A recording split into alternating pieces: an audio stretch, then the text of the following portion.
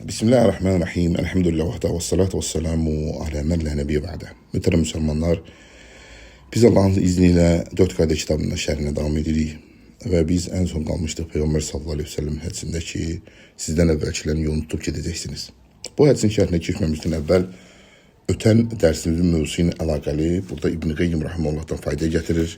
Şərhçi, Allah ona rəhmət eləsin, buyurur ki, من أعظم كيد الشيطان أنه ينسب لأهل الشرك قبرا معزما يعزمه الناس ثم يجعله وثنا يعبد من دون الله ثم يوحي إلى أوليائه أن من نهى عن عبادته اتخذه عيدا جعله وثنا فقد تنقصه وهدم حقه. وابن Qayyim rahimehullah buyurur ki, şeytan en büyük hilelerinden biri de odur ki, şirk əhlinə insanların ucatdığı bir qəbir düzəldir. Sonra da onu Allah'tan qeyri ibadet edilen bütə çevirir. Daha sonra öz dostlarına belə vəhiy edir. Kim ona ibadeti qadağan etsə, yəni o düzəltdiyi bütə, onu məbud qəbul etməyə mane olsa və onu büt etsə, həqiqətən onun haqqını alçaltmış və ona hörmətsizlik etmişdi. Subhanallah, şeytanın en büyük hillərindəndir. Belə də, yəni o cahil əhli şirk əhli, onu öldürməyə, cəzalandırmağa, tekfir etməyə çalışırlar.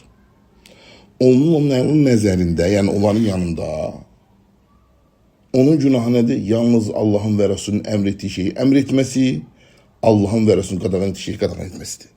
Yəni, qəbri bütə çevirməyi qadağan edir bu insan.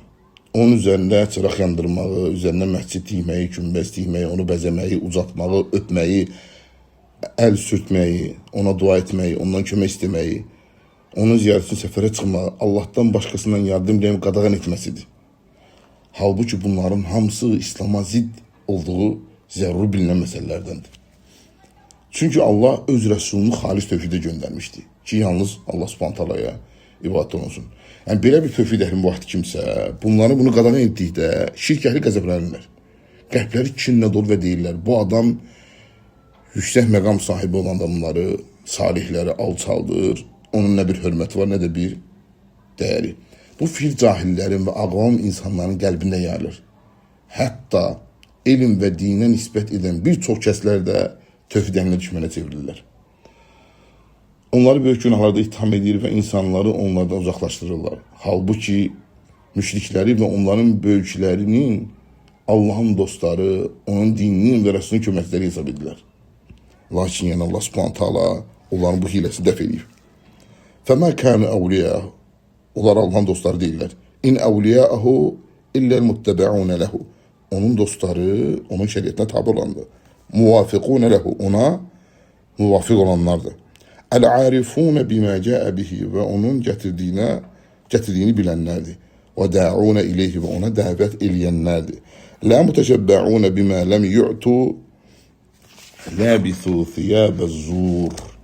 Yəni yalan və batil yolunu tutan, insanları Peyğəmbər sallallahu əleyhi və səlləm sünnəsinə uzaqlaşdıran, onu təhrif edib əyri göstərən kəslər deyirlər.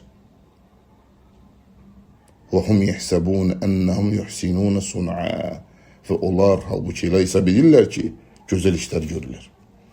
Sonra isə şərh eləyən şeyximiz rahmehullah buyurur ki, qavluhu letərkəbunnə.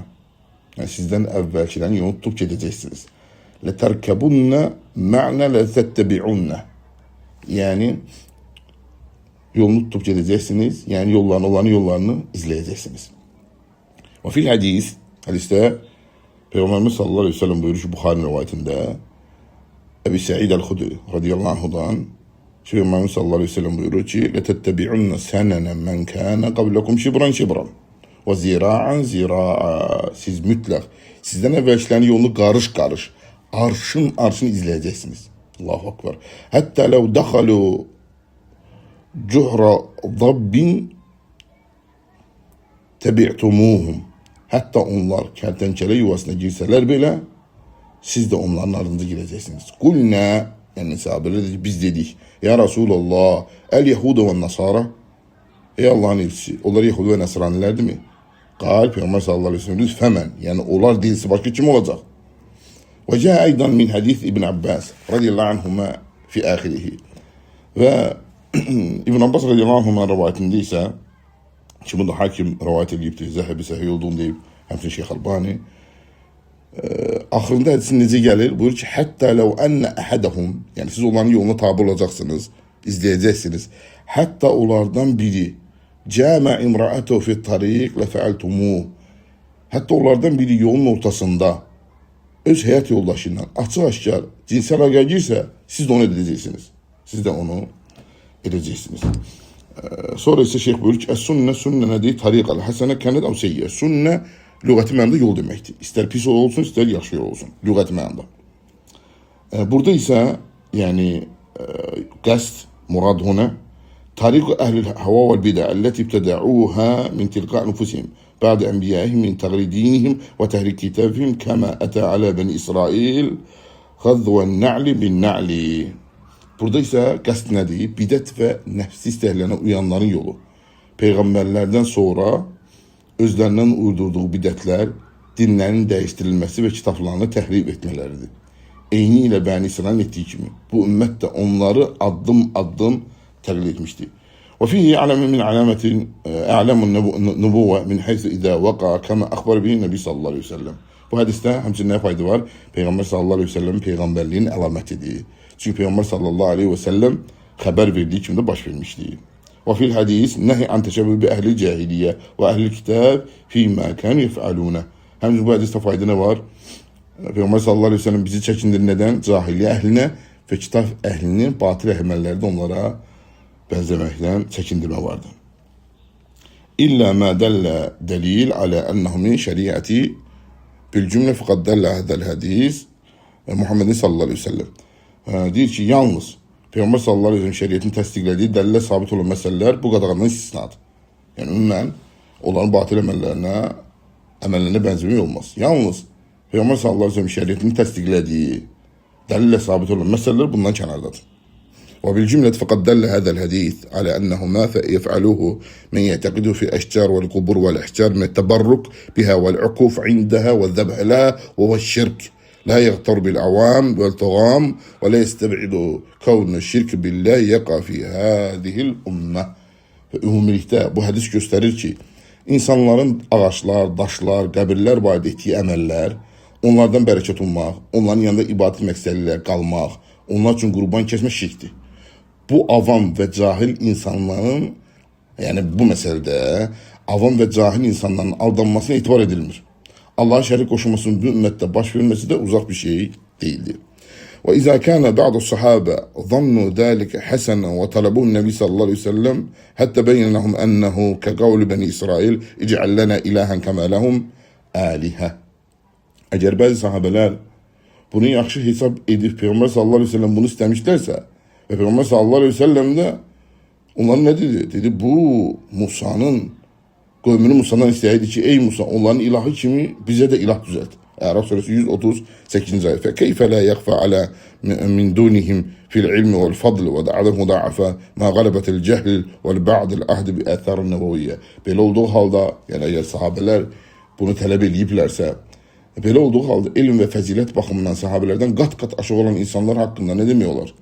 Xüsusilə də cahilliyin yayıldığı və peyğəmbərlik dövründən uzun zaman keçdiyi bir vaxtda. Allahu Akbar. Bəl xafi aleyhim azaim şirk fi ilahiyyə və rububiyyə əktər fəaluhu təxazuhu qurbətən. Deyir ki, həqiqətən onların bir çox uluhiyyətdə, rububiyyətdə olan böyük şirk gizli qalmışdır, yəni ümmətdən çoxlarına. Buna görə də onlar onu etmiş, bununla da Allaha yaxınlaşmaya çalışmışlar. Yəni bilirlər ki, ondan Allaha yaxınlaşdılar. Və fihi, yəni burada fayda nədir? Həmçinin bu qaydadır. Ənəl i'tibar fil əhkam bil məani, la bil əsmə. Və lihədə cələ Nəbi sallallahu aleyhi ve sellem tələbəhum ki talib bəni İsrail və ləm yəltəfid ilə kəvnihim səmmuhə zətul əmvat. Burada məşhur bir qayda işarə var. O da nədir? Hökümlərdə əsas götürülən adlar deyil, mənalardır.